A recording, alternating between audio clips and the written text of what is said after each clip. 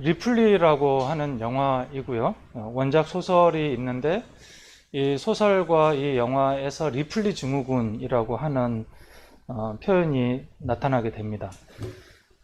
이 리플리 증후군이라고 하는 것은 거짓말을 점점 함을 통해서 사람이 자기 자신의 존재에 대한 거짓말을 점점 하는 그 과정에서 거짓과 진실을 구분하지 못하게 되고 나중에는 거짓을 진실로 인지하게 되는 이런 거를 리플리 증후군이라고 합니다. 오늘 우리가 읽은 이 누가복음 12장에는 위선에 대한 내용이 나옵니다. 누가복음 12장은 제일 앞부분에 위선에 대한 경고로 시작을 하고 제일 뒷부분에 위선에 대한 경고로 또 맞춰지게 되는데요. 본문에 사용된 이 위선이라고 하는 단어는 사실은 이제 우리가 위선이다 그러면 선한 것을 위장한다 라고 이제 한자어로 해석을 갖다 하게 되는데 사실은 이거 성경에서 표현된 이 헬라어 위선이라는 단어는 그거보다는 조금 더 의미가 큽니다. 그래서 가면을 쓴다, 연기를 한다 이런 의미로 선함에 대한 의미가 좀 더 그거보다는 큰 위장한다라는 그런 의미로 볼 수가 있습니다. 이 누가복음 12장에는 진리로 위장된 거짓 진리가 크게 두 가지가 등장을 하는데 그 첫 번째가 생명이고 또 두 번째가 풍요입니다.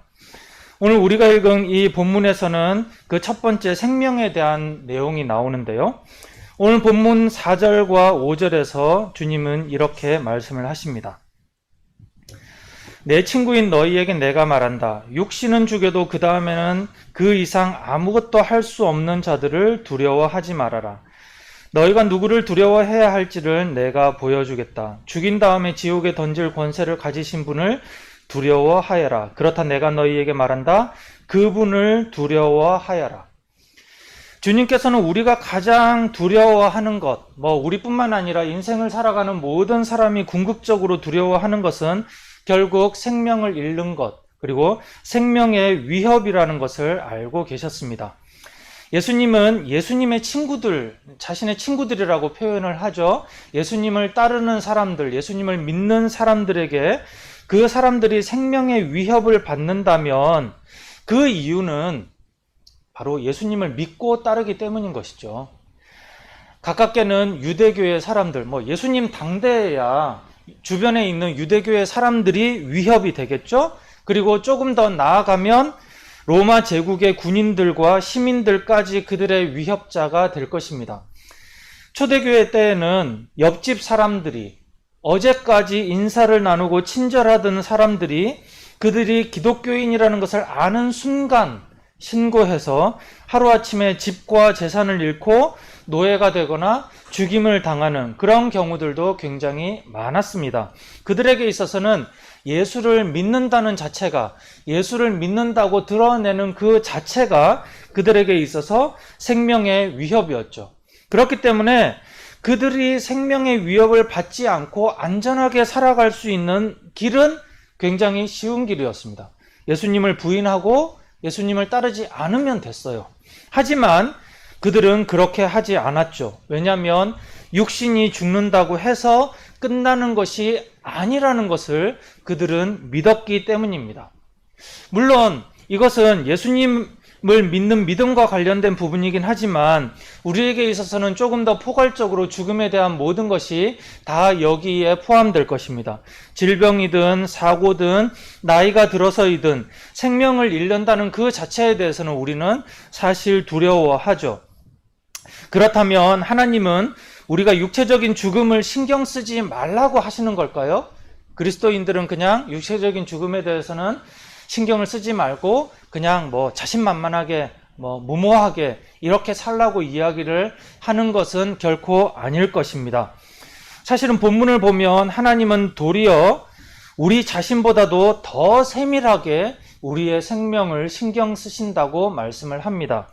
6절, 7절을 보시면 참새 수천 수만 마리 중에 몇 마리가 잡히고 팔려가서 그 참새들이 생명을 잃는다고 하더라도 하나님은 모두 다 알고 계실 뿐만 아니라 그 참새들보다 소중한 우리에게 있어서는 머리카락 하나하나까지도, 즉 내가 알지 못하는 나 자신까지도 하나님께서는 다 알고 계시고 그런 정도로 우리를 아끼시고 계시기 때문에 우리가 그 부분에 대해서는 두려워하지 말라고 당부를 하시는 것이죠. 하지만 그렇다고 해서 육체적인 생명에서 끝나는 것이 아니라 그 너머에 영혼의 생명이 있다는 것을 우리는 분명하게 기억하고 있어야 되는 것이 하나님의 백성들의 근본인 것입니다. 다시 이야기하자면 마치 육체적인 생명이 모든 것인 것처럼 진리가 위장되어서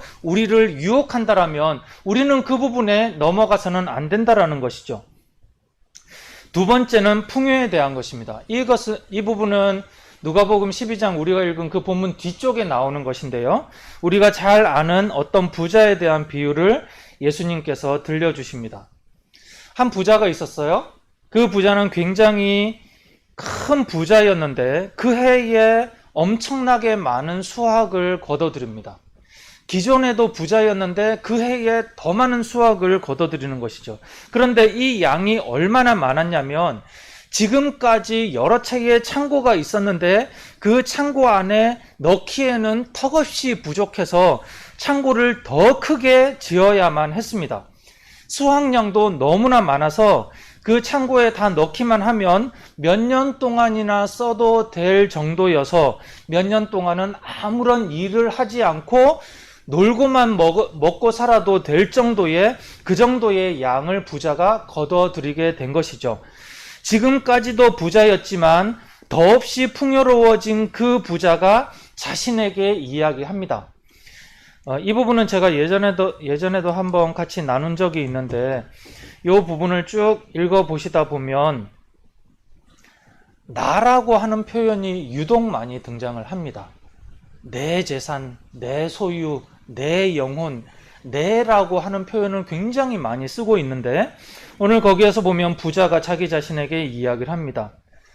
영혼아, 여러 해 동안 쓸 많은 물건을 쌓아두었으니 너는 마음 놓고 먹고 마시고 즐겨라 라고 이제 앞으로 자기 자신이 정말 흥청망청되면서 혹은 정말 진심으로 즐기면서 살 계획을 세우는 그때에 하나님께서 말씀하십니다.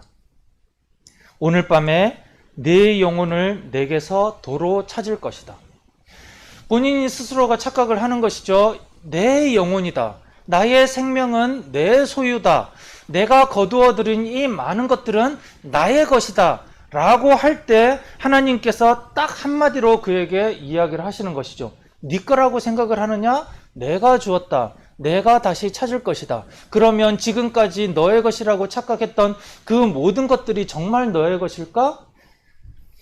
주님은 이 비유를 말씀을 하시면서 결론을 덧붙이시죠. 자기를 위해서는 재물을 쌓아두면서도 하나님께 대하여는 부요하지 못한 사람은 이와 같다. 사람이 추구해야 되는 가장 근본적인 풍요로움, 사람이 하나님을 믿건 믿지 않건, 물론 스스로는 믿지 않기 때문에, 인정하지 않기 때문에 착각하고 있겠으나 그렇기 때문에 위장된 진리 가운데 빠져들겠으나 참 진리를 소유한 사람이라고 한다면 그가 추구해야 되는 가장 중요한 것은 무엇인가? 하나님과의 관계적 풍요인 것이죠. 아무리 가진 것이 많은 사람이라고 하더라도 하나님에 대해서 풍요하지 못한 사람이라면 그는 빈곤한 사람입니다. 그렇다면 우리는 돈에 대해서 일절 신경을 쓰지 말라는 것인가? 아까 생명에 대한 부분과 동일하게 주님은 우리에게 먹을 것이 필요하고 입을 것이 필요하다는 것을 알고 계십니다. 2023년에 우리가 이 세상을 살아갈 때에 우리에게 집이 필요하고 집이 없는 사람들이 주거 생활을 하기 위해서 얼마나 많은 돈이 필요한지를 알고 계시고 우리가 일상생활을 하기 위해서 일본보다 더 비싼 미국 뉴욕만큼의 물가가 높아 있는 이 서울 땅에서 경기도 수도권에서 살아가기 위해 얼마나 많은 돈이 필요한 것을 하나님께서는 주님께서는 알고 계시는 것이죠. 그럼에도 불구하고 그럴 걱정을 1차적으로 하지 않아도 되는 것은 주님께서 우리의 필요를 아시기 때문입니다. 주님께서 솔로몬보다도, 주님께서 이 세상의 그 많은 새들보다도, 그 많은 풀과 여러 식물과 아름다운 그 모든 것들보다도 우리를 더 사랑하시기 때문에 우리에게 필요한 부분들을 미리 알고 준비하신다는 것이죠. 이렇게 위장된 진리가 주도하는 세상 흐름 속에서 우리는 진정한 생명과 진정한 풍요의 의미를 꼭 붙잡고 있어야만 합니다. 그것을 놓치고 살아가기 쉽기 때문이죠. 그런데 진짜 문제는 따로 있습니다.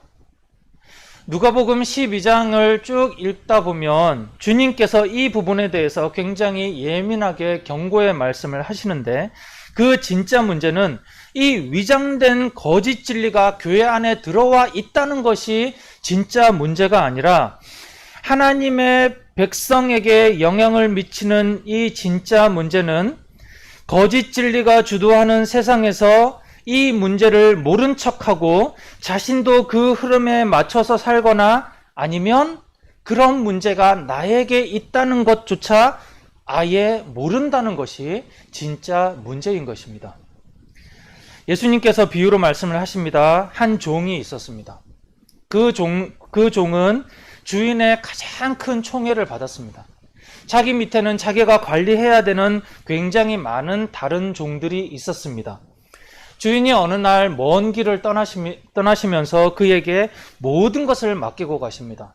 돈과 종과 집안의 모든 세간 살림을 다 맡기고 떠났는데, 종은 주인이 굉장히 오래 있다가 처음에는 금방 올 거라고 생각을 했겠죠. 하지만 시간이 지나다 보니 자신이 생각했던 것보다 너무 더뎌져서 정말 오래오래 더디게 오실 거라고 생각을 합니다. 그래서 그 이후로 자기 마음대로 하기 시작하죠. 먹고 마시고 맨날 술 취해 있고 그러면서 자기 아래에 있는 종들을 때립니다. 이 종에게 있어서 굉장히 큰 문제는 무엇인가 하면, 주인이 뭘 원하는지 알고 있지만 전혀 준비하지 않았다는 것입니다. 우리가 읽지 않은 부분이기 때문에 화면을 한번 같이 읽도록 하겠습니다. 47절입니다. 시작. 주인의 뜻을 알고도 준비하지도 않고 그 뜻대로 행하지도 않은 종은 많이 맞을 것이다. 하나님 나라를 위협하는 요인은 왜곡된 진리 그것보다 중요한 것을 맡은 청지기들이 주님의 뜻을 알면서도 실천하지 않고 모른 척 하는 것입니다. 그렇다면 이것은 비유에서만 끝나는 것인가? 그렇지 않습니다. 예수님은 그런 문제가 현실에서 더 심각하다고 생각을 하셨습니다. 56절, 56절, 57절도 함께 읽겠습니다. 위선자들아, 어찌하여 너희는 옳은 일을 스스로 판단하지 못하느냐? 예수님 당시의 종교 지도자들은 옳은 일을 판단할 능력이 없었습니다. 그들은 실제로 옳고 그름을 판단할 수 없을 정도로 율법을 왜곡되게 적용하고 있었죠. 모세의 율법뿐만 아니라 그들이 지켜야만 되는 장로의 전통이라고 하는 것은 지금까지도 탈무드 책이 계속적으로 나오고 있을 정도로, 탈무드라고 하는 것은 모세의 율법과 장로들의 전통을 해석해 놓은 책입니다. 그런데 그 책은 지금도 계속해서 해석이 더해지고 있습니다. 자기들이 지켜야 되는 종류의 율법의 종류가 3,000가지가 넘었습니다. 그런데 그들은 그걸 다 지키려고 애를 썼어요. 그러니 겉으로 볼 때는 얼마나 그들이 경건한 사람이었고 얼마나 하나님 앞에서 온전한 사람이었겠습니까? 그러나 중요한 것은 그들의 마음 가운데 하나님 앞에서 온전하게 되고자 하는 마음이 없었다는 것이죠. 그들에게 있어서 무엇이 더 중요한지, 무엇이 덜 중요한지, 무엇이 아예 안 지켜도 되는지에 대해서 그들은 알지 못하고 엉뚱한 잣대를 가지고 다른 사람들을 재단할 뿐만 아니라 자신에게도 적용을 했던 것이죠. 그들은 옳고 그름을 판단할 수 없을 정도로 율법을 왜곡했습니다. 뿐만 아니라 더 나아가서는 아예 그 자신이 잘못 적용하고 있으면서도 스스로 속고 있었습니다. 하나님께 기도를 할 때나 다른 사람에게 구제할 때나 하나님 앞에서 헌금할 때조차도 사람들에게 드러나기 위해 과시적으로 하면서도 자신의 내면을 성찰하고 적용할 능력이 없어서 스스로 옳다고, 그래서 나 정도면 충분히 하나님 앞에서 구원받아도 된다고 스스로 속이고 있었던 것이죠. 그렇기 때문에 사람들 앞에서 뿐만 아니라 사람들 앞에 나갈 때 당연히 나를 보고 배워라, 나 정도가 되어라, 너희들은 왜 나처럼 하지 않느냐, 이렇게 이야기를 할 뿐만 아니라 하나님 앞에 가서도 기도하면서도 하나님을 제단하고 하나님 앞에서 나 정도면 충분하지 않습니까? 당당하게 기도하고 있었던 것이죠. 결국 그들에게 있어서는 옳은 일을 스스로 판단하지 못하느냐라고 하는 것은 옳고 그름에 대한 판단의 기준이 없어서가 아니라 그 부분을 자기 자신에게 제대로 적용할 능력이 없었다는 것이죠. 사랑하는 가족 여러분, 주님은 거짓되고 위장한 모습들과 갈등을 부추겨서 도려내려 하고 계십니다. 본문 중간에 보시면 내가 너희들에게 칼을 주러 왔다고 말씀을 하십니다. 서로 사람들에게 예수님은 사랑의 상징입니다만, 그러나 죄 있고 공의가 없고 하나님 앞에서 온전하지 않으려고 하는 모든 사람까지도 무작정 그렇게 사랑을 하는 것이 아니라 그 부분들을 도려내는 그런 사랑을 하시는 것이죠. 그래야지만이 그것이 하나님 앞에서 온전하게 되기 때문입니다. 결국 그 속에서는 갈등이 생겨날 수밖에 없는 것입니다. 주님은 그래서 그런 갈등이 드러나도록 하기 위해서, 그런 갈등을 부추기기 위해서 오셨다고 말씀을 하시는 것이죠. 하나님은 하나님 말씀을 스스로 묵상하고 하나님의 뜻을 찾으려고 애쓰는 사람을 통해 하나님 나라를 세워갑니다. 하지만 그런 하나님의 백성이라고 하더라도 하나님 앞에서 가끔 풍요롭지 못하고 또 가끔 생명의 위협이, 위태로움이 느껴지겠지만 그런 사람들에게, 그런 백성들에게 하나님께서 더욱더 사랑한다고 말씀을 하시면서 그 속에서 평안을 주시는 것이죠. 우리가 묵상할수록, 하나님의 뜻을 찾으면 찾을수록 그 속에서 발견하는 것은 우리는 안전하다는 것과 우리가 그렇게 애를 쓸 때야 비로소 하나님 앞에서, 말씀 앞에서 예민하고 예리하게 우리의 잘못된 부분들을 도려낼 수가 있는 것입니다. 우리 사랑하는 넘어서 가족, 우리 모두가 하나님 앞에서, 또 하나님 말씀 앞에서 그렇게 더욱더 예민하게 예리하게 서감을 통하여서 우리를 통해서 예수님께서 원하시는 그런 하나님의 나라의 모습이 온전하게 드러날 수 있기를 주님의 이름으로 축원합니다.